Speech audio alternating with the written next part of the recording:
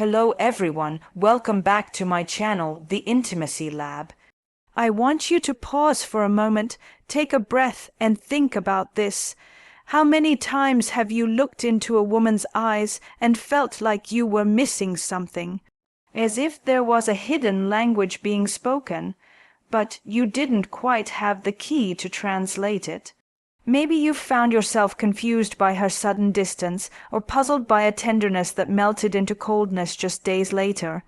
You see, for many men, even those who consider themselves thoughtful, caring, emotionally available, there is an invisible terrain within women's hearts that feels hard to navigate. But this isn't about blaming, criticizing, or reducing women to a list of weaknesses. It's about understanding. It's about awareness, and awareness is where power begins. When you understand the places where women struggle emotionally, the places where insecurity, vulnerability, and desire collide, you gain not just insight, but influence. Gentle influence, relational wisdom. In this video, we're going to talk openly, honestly, and compassionately about the top 10 weaknesses that many women carry quietly. Things they may never say aloud, but that profoundly shape how they relate to you, how they love, how they hurt. And as we explore these together, I want you to stay curious, stay open. Because when you understand her fragilities, you also discover your power, the power to love with clarity, to lead with emotional strength, and to create the intimacy most men never quite reach. I want you to stay right here with me as we open this conversation together. Let's imagine a scene you may have lived before. You're sitting across from a woman you care about. Maybe she's your partner or someone you're just getting to know. She's laughing, her eyes dancing, but inside you can feel it, something isn't adding up. Maybe she's warm and distant all at once. Maybe she's testing you without saying so. Maybe she craves closeness, but recoils just as fast when you try to lean in. This paradox confuses many men.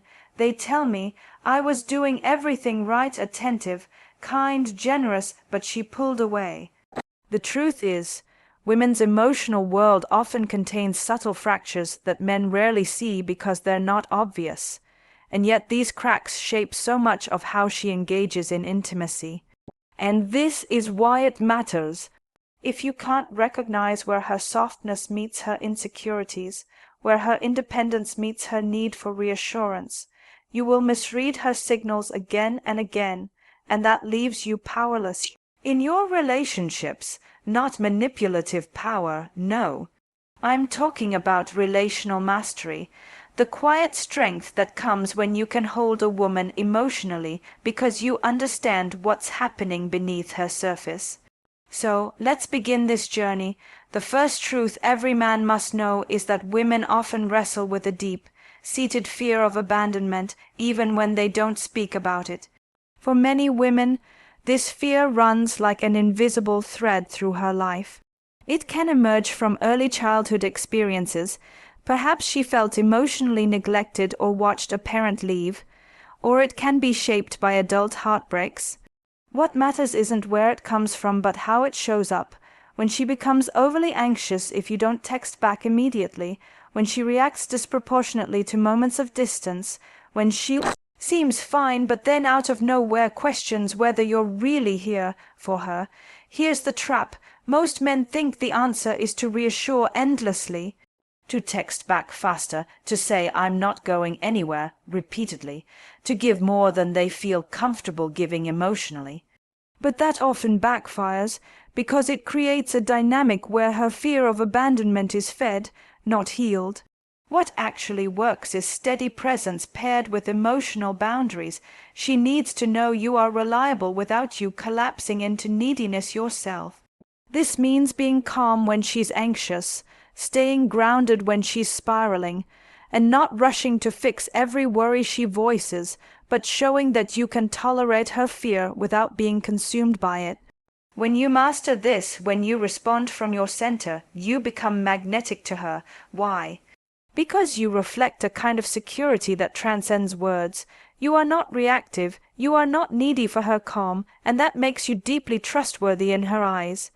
Now, let's move a little deeper into a second vulnerability that many women hold, even if they seem outwardly confident: the struggle with self-worth tied to appearance and desirability.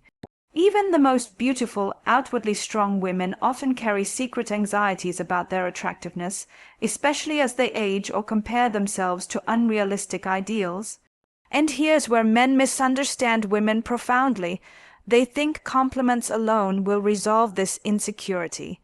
But when a woman's sense of value is tightly entwined with her looks, reassurance often sounds hollow to her, because the real question she's holding inside is, will I still matter to you if I'm not at my best? If my beauty fades, if my body changes, will your desire remain, or will I lose you? This weakness isn't about vanity, it's about emotional safety. A woman who is struggling with this fear doesn't just need to be told she's beautiful, she needs to feel that she is cherished beyond her looks. This requires you to notice the parts of her she may not even be showing: her humor, her creativity, her intellect, her vulnerability itself, and speak to those qualities. And it means showing consistency in your desire, not just when she's dressed up for you, but when she's tired, unguarded, and imperfect. Many men fall into a trap here. They only express attraction when she meets a certain standard. When you do that, you reinforce her fear that your love is conditional. Instead, what keeps a woman close is knowing that your attention is not fragile, that your desire is not dependent on her always looking perfect. When you demonstrate appreciation for her essence, her full personhood, you give her space to relax into the relationship without performing endlessly for your gaze. And this leads naturally into another vulnerability that's crucial to understand: women's complex relationship with emotional expression. In many cases, a woman will test a man emotionally, not to provoke, but to check whether he can hold space for her feelings without dismissing or minimizing them. When she's upset and sharing her frustration, many men immediately try to solve the problem, to fix it, to offer solutions. But what she's often seeking isn't a fix, it's presence, it's resonance. She wants to feel that you see her emotions, not just her logic. For example, if she's angry about something at work and you quickly jump to advice, why don't you just talk to your boss about it? She may feel unseen, even criticized. What she often needs is for you to slow down, listen fully, mirror her feelings back. That sounds so frustrating. I can see how that would really drain you. When a man can sit with her emotions without rushing to intellectualize or solve, she feels deeply met. This makes you safe to her, because she doesn't have to mute or shrink her emotions in your presence. But here's where the weakness lies. Because women often grow up being socialized to be pleasing, agreeable, nurturing, they may also struggle with guilt around expressing negative emotions. They want to be heard, but they don't want to overwhelm you or appear needy or too much. So they suppress, they hint, they drop subtle cues instead of direct communication. And this can confuse men terribly. If you can recognize when she's hinting at a need rather than saying it outright, when she says it's fine, but her tone suggests it isn't, you gain a kind of emotional literacy that most men never cultivate. And that literacy makes you powerful, not in a manipulative way, but in a deeply relational way. You become the man who gets her, who can read the invisible ink she writes her emotions in. Now that we've touched on these early, tender vulnerabilities, the fear of abandonment, the fragility around appearance and desirability, and the challenge of emotional expression, we can begin to see a pattern. These weaknesses are not flaws. They are places where many women long to be met, not fixed, but understood and held with strength. And as we move forward, I want you to hold this thought gently in mind. Understanding a woman's vulnerabilities is not about exploiting them, it's about honoring them. It's about being present to her hidden struggles, the parts she may never confess openly, but that silently shape how she loves and how she reacts. Another delicate weakness that many women quietly carry is their ambivalence around independence and interdependence. You see, modern women, especially those over 30, have often fought hard for independence, professional success, financial freedom, personal autonomy. And yet, beneath that hard won independence often lives a secret craving for safe, reliable dependence. This isn't weakness in the traditional sense, but a vulnerability that expresses itself in contradiction. She may pride herself on being self-sufficient, but sometimes resent you for not taking charge. She may say she doesn't need you to provide, but still long for your protection and leadership in subtle ways. This inner conflict can be disorienting for men. She says she doesn't need me, but then she criticizes me for not stepping up. What do I do? The key is to understand that what she really needs is a man who recognizes both truths, her independence and her longing for emotional interdependence. She doesn't want to surrender her freedom, she's proud of it, but she also doesn't want to carry everything alone. So when you step in not as a rescuer but as a partner, when you respect her autonomy but also offer quiet strength and direction, she feels relieved, seen and cared for in a way that few men know how to offer. This is why emotional leadership matters so much here. It's not about controlling her or taking over. It's about being emotionally steady, decisive when necessary, and attuned enough to see when she needs you to carry some of the weight without being asked. When a man masters this balance, he becomes irresistible to a woman who has had to fight hard for her independence, but still yearns to relax into a relationship where she feels held, not burdened. Then we find another vulnerability that can feel almost contradictory, but is profoundly real: the fear of being too much. Many women, especially those with strong personalities or deep emotions, secretly fear that their passion, intensity, or emotional depth might drive a man away. Maybe she's been told before that she's too sensitive, too emotional, or too demanding. These words leave wounds, and those wounds shape her interactions long after. So she may test you by showing parts of herself in increments. She might let a little emotion out, then pull back to watch how you react. She's looking for safety, for a sign that her fullness will be welcomed, not judged or diminished. This means that when she opens up, even when her emotions feel big or chaotic, your response matters deeply. If you meet her intensity with calm presence rather than criticism or withdrawal, you become the man she can finally trust with her whole self. And trust me when I say this is rare. So many men retreat when a woman's feelings become intense because they experience those feelings as attacks or problems to solve. But what she truly desires is not a solution. It's the reassurance that her emotional landscape is not too vast, not too difficult for you to stand inside, that you can witness her without trying to shrink her, and this vulnerability has an echo: perfectionism. Many women wrestle silently with a relentless inner critic, a voice that says they must be perfect in order to be lovable, perfect partners, perfect mothers, perfect at work, perfect in appearance. This perfectionism is exhausting, and yet it's hard for women to put down because so much of their value, culturally, has been measured in how perfect they seem. This pressure can show up in subtle ways in your relationship. Maybe she's critical of herself when she makes a mistake, or maybe she expects perfection from you and becomes upset when you fall short. Her anxiety about getting everything right often isn't about you at all. It's about the heavy expectations she places on herself and her fear that imperfection will lead to rejection. Here's where your role becomes crucial.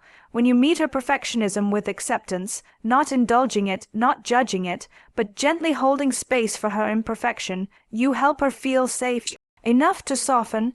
When she sees that you love her humanity, not just her performance, she begins to relax. When she feels that she can fail or falter without you withdrawing your affection, she can finally stop holding herself so tightly. And the beauty of this is that when she feels safe to be imperfect with you, she also becomes more forgiving of your imperfections. It creates a relational space where both of you can breathe, where neither of you has to perform or posture, but can simply be.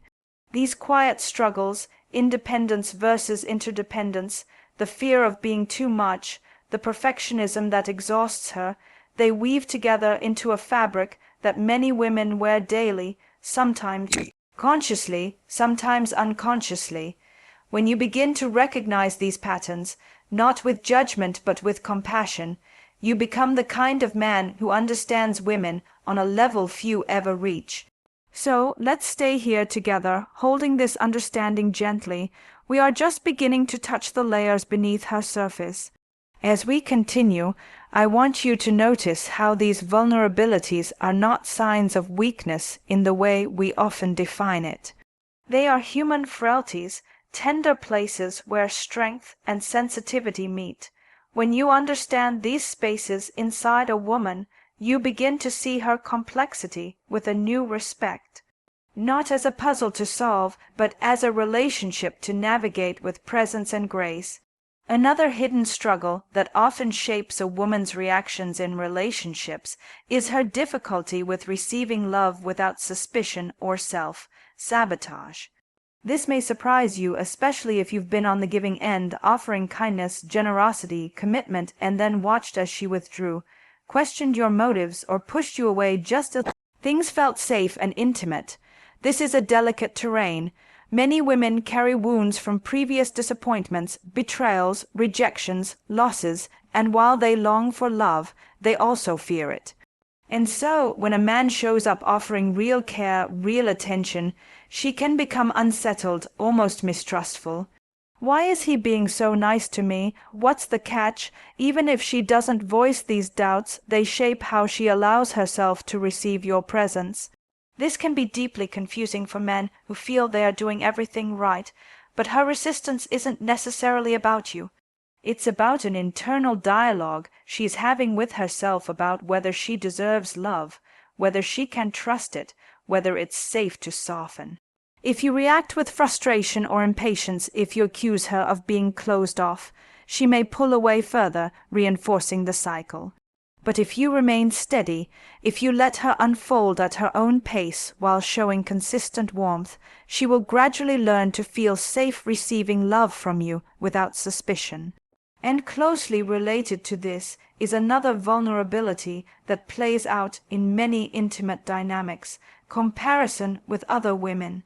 Even the most confident women often harbor secret comparisons, sometimes with your exes, sometimes with women in your social circle, sometimes with unrealistic images they carry from culture and media, and these comparisons can create insecurity even when you're being faithful, loving, and attentive. This insecurity isn't rational, and so rational explanations rarely help. Telling her you're the only one for me is important but often not sufficient, because this comparison game isn't just about competition, it's about her internal landscape. She may ask questions that seem casual. Do you still talk to her? Or was she prettier than me? But these questions often reflect a deeper vulnerability. Am I enough for you as I am, right now? The opportunity for you is to step into these moments not defensively, but compassionately. Instead of dismissing her questions as irrational, notice what she's really asking beneath the surface. She wants to know if you truly see her, not just in her best moments, not just when she's polished and perfect, but in her flaws, in her imperfections, in her ordinary humanness. When you communicate that she is irreplaceable because of who she is, not because she won some silent contest in your mind, you calm this insecurity at its root. And then there's another vulnerability that almost all women experience at some point: the tension between wanting deep connection and fearing engulfment. This is subtle but powerful. On the one hand, women often crave intimacy, closeness, emotional bonding. But at the same time, many also fear losing themselves in a relationship, losing their autonomy, their individuality, their identity. This creates a dance. She pulls close and then pulls back. She invites intimacy but then creates distance. She opens up and then suddenly needs space. And for men, this can feel maddening, like mixed signals. But what she's really doing is trying to calibrate a safe balance between closeness and selfhood. When a man can recognize this dance and not personalize it, when he can allow her space when she needs it without withdrawing his emotional presence, he becomes rare and precious in her life. Because what she really needs isn't space in the sense of distance, it's space to feel like herself even when she's in love. She doesn't want to merge completely. She wants to feel connected and free. This is why giving her the gift of non-possessiveness is so powerful. When she senses that you are not trying to own her, control her, or demand her constant attention to soothe your own insecurities, she can actually relax into closeness without fear of losing herself, and paradoxically, this makes her more likely to choose intimacy voluntarily because it doesn't feel like a trap.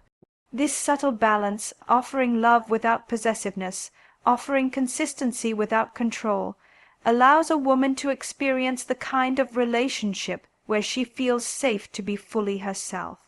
And when you create that space, you not only honor her, you become a man she cherishes at a soul level.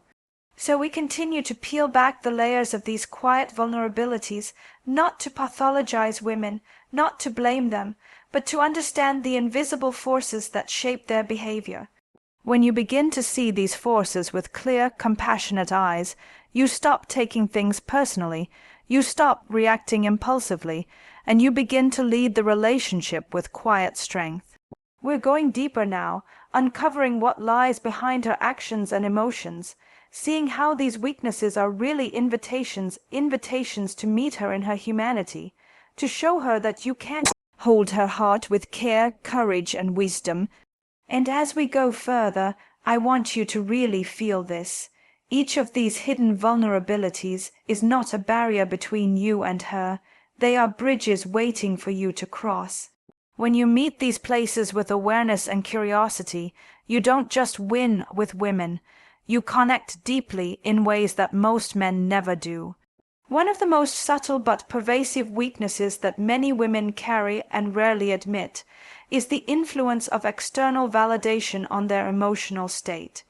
Even strong, independent women often find their sense of self worth shifting in response to how they are perceived, not only by you but by others around them, friends, colleagues, even strangers. This creates a paradox.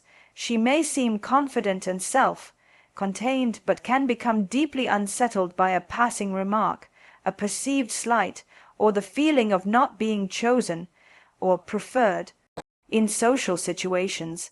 This is not because she is shallow, but because women have often been conditioned, often since childhood, to locate much of their value in how they are perceived by others. This conditioning runs deep and can quietly shape how she interacts with you, how she reacts to your attention, and how she reads your silences. When you understand this vulnerability, you gain a precious key. You stop being frustrated when she suddenly seems upset about something small, a glance you gave another woman, a distracted response to her story, a compliment you paid someone else that she feels she hasn't received in a while. Instead of defending yourself immediately, you can hold space for what's really going on, her temporary disorientation around feeling valued, seen, and important. What she needs from you is not constant reassurance, but a steady signal that your presence, your attention, your affection is stable, not easily swayed. When you provide that signal consistently, not through flattery, but through genuine care, attentiveness, and presence, she learns, slowly, that she is safe with you, that she can relax because your eyes aren't wandering, your heart isn't distracted, and your mind isn't easily swayed by superficial impressions. And this brings us to an even deeper layer of vulnerability that many women carry but almost never speak about directly, their fear of emotional invisibility over time. Even in relationships where love is present, women often experience a slow fading of emotional connection, what we might call the taken, for granted syndrome. In the beginning, you see her fully, you listen carefully, you attend to details, what she loves, how she speaks, what makes her laugh, what makes her glow. But over time, routines settle in, familiarity grows, and that sharp focus softens. She feels it not just intellectually, but viscerally. The way you used to look at her, listen to her, touch her shifts, becomes more casual, more distracted, less attentive. And for women, this fading of attention can feel like a kind of death, a death of intimacy, a death of being truly seen. She may not always voice this grief openly. Instead, it shows up in irritation, in distance, in restlessness, in a subtle emotional withdrawal. Most men misread this entirely, thinking she has changed, or blaming her mood swings. But what she's really aching for is that feeling of being cherished, desired, and attentively seen the way she once was.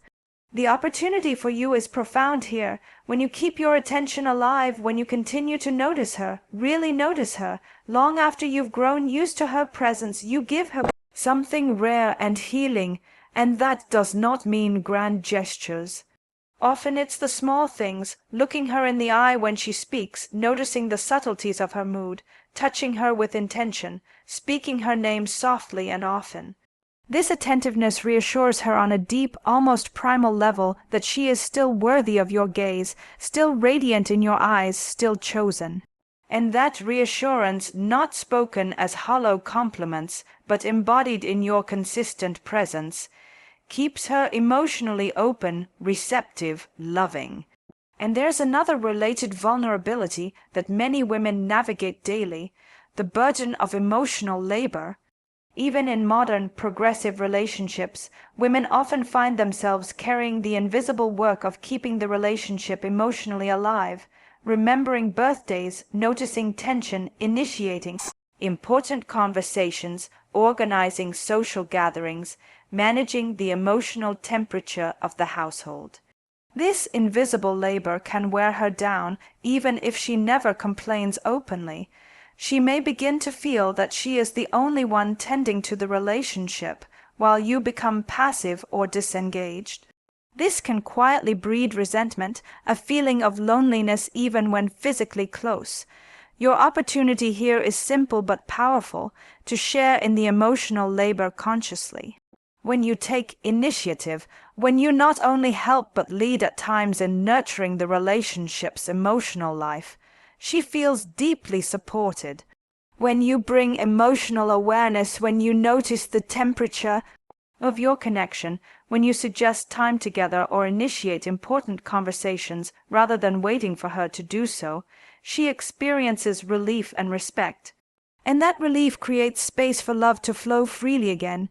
When a woman feels that she does not have to carry the entire emotional load, she can relax, soften, trust, and that changes everything. Each of these vulnerabilities we've explored so far is part of a larger pattern, a woman's deepest desire not just to be loved, but to be deeply met with presence, with steadiness, with curiosity, and with a kind of masculine maturity that is all too rare. You, as a man who seeks to understand, who wants to relate at this profound level, can learn to read these signals not as criticisms, not as puzzles to solve, but as invitations to lean in, to be more present, to show that your love is resilient, attentive, and strong. We've traveled far already, but there's still more to discover. And so we keep going, because the deeper we go, the clearer it becomes that understanding women's vulnerabilities isn't about controlling them, or fixing them, or even pleasing them in some superficial way. It's about standing in front of her as a grounded, perceptive man who knows how to hold emotional complexity without fear. There's another subtle but powerful vulnerability that shapes how many women relate, especially as relationships deepen. The fear of emotional betrayal even when there is no physical betrayal. This is where emotional infidelity, or even just emotional inattentiveness, cuts deeply for her.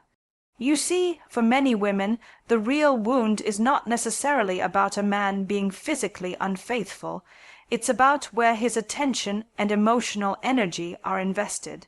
When a man begins to share more of his inner world with someone else, or when he withholds that inner world from her, when he stops sharing his thoughts, his fears, his dreams, she may feel profoundly betrayed, even if there's no affair, no secret meetings, nothing physical at all.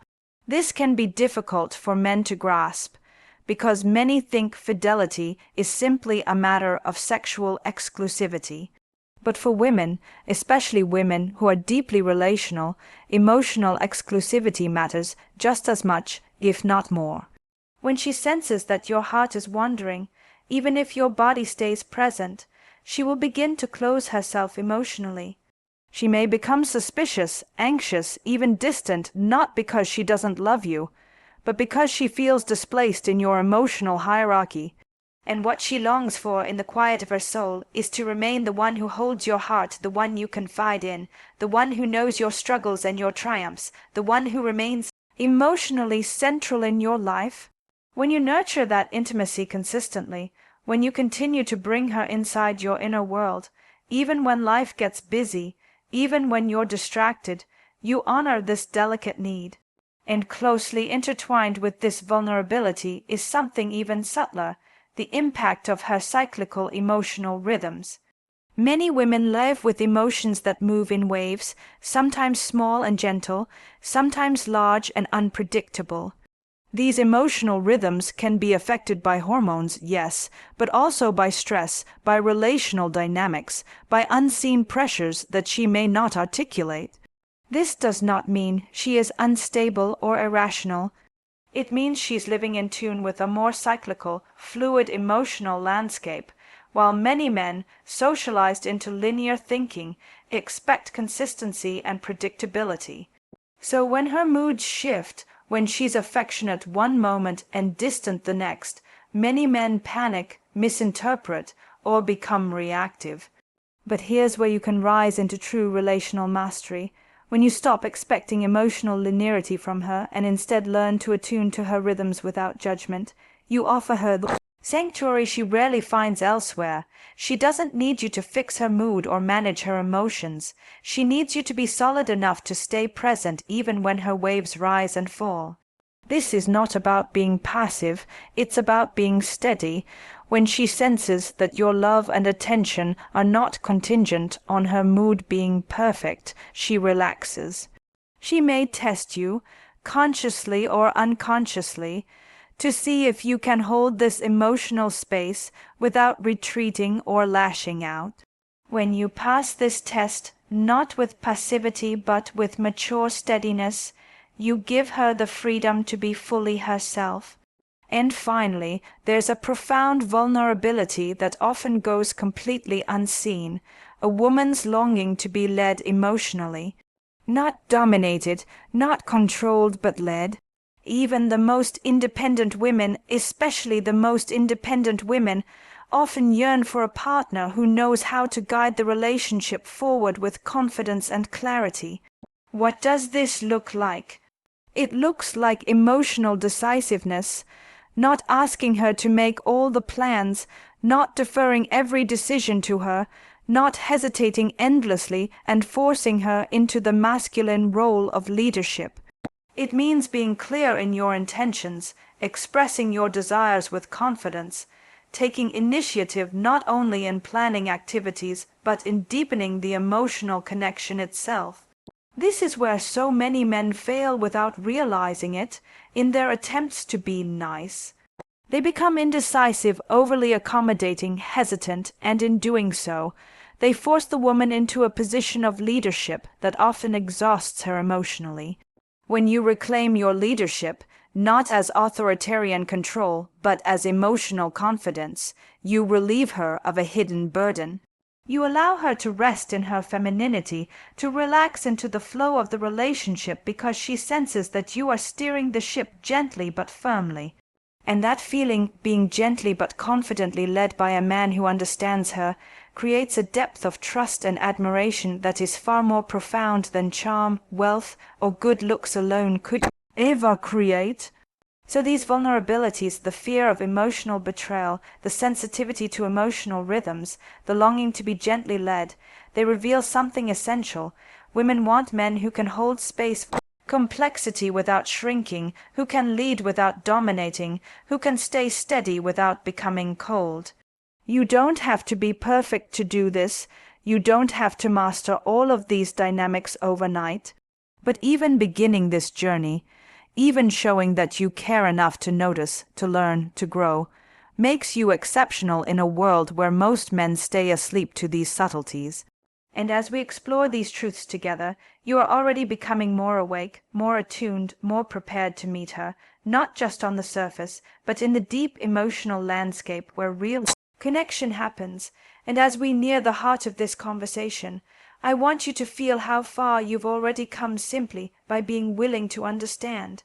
Most men stop at confusion. You've stayed present, and that presence, that commitment to learning, is in itself rare and valuable. So let's finish this journey by bringing it all together. The final vulnerability I want you to understand is one that's perhaps the most universal and yet the most invisible, a woman's longing for emotional depth, a hunger for intimacy that is far richer than what most men think intimacy is. You see, many men confuse intimacy with physical closeness, sex, affection, time spent together. But for many women, intimacy is a state of emotional nakedness, a place where masks drop, where truth is spoken freely, where she feels not only loved but known. And what she fears quietly, secretly, is emotional shallowness. She fears being in a relationship where everything looks good on the surface but lacks soul underneath. Where you talk but don't communicate, where you live together but don't really see each other anymore. This vulnerability explains so much, why women push for deep conversations, why they want you to open up emotionally, why they sometimes express dissatisfaction even when everything seems fine. They are seeking that emotional depth, because that depth is where they feel safe, cherished, alive. When you understand this, you stop seeing her longing for deeper connection as criticism and start seeing it as a beautiful invitation. She isn't asking you to become someone you're not. She's asking you to show more of who you really are beneath your armor, beneath your habits of hiding. That means sharing not just facts about your day, but feelings about your life. It means talking not just about work or logistics, but about dreams, fears, frustrations, even doubts. When you show your emotional world willingly, when you invite her into the places you usually keep guarded, you satisfy this deep craving in her heart. And the extraordinary thing is this: when she feels that depth with you, all the other vulnerabilities we've discussed, her insecurities about appearance, her fear of abandonment, her struggles with independence, her perfectionism, her emotional rhythms, they all soften, because at the root, what she is seeking is this felt experience of being profoundly connected. This is what makes a man extraordinary in her eyes, not perfection, not wealth, not endless reassurance, but depth. Depth of presence, depth of self-awareness, depth of care. So let me say this clearly as we close: the weaknesses we've discussed are not defects. They are doorways, they are invitations for you to meet a woman at a level few men ever even attempt.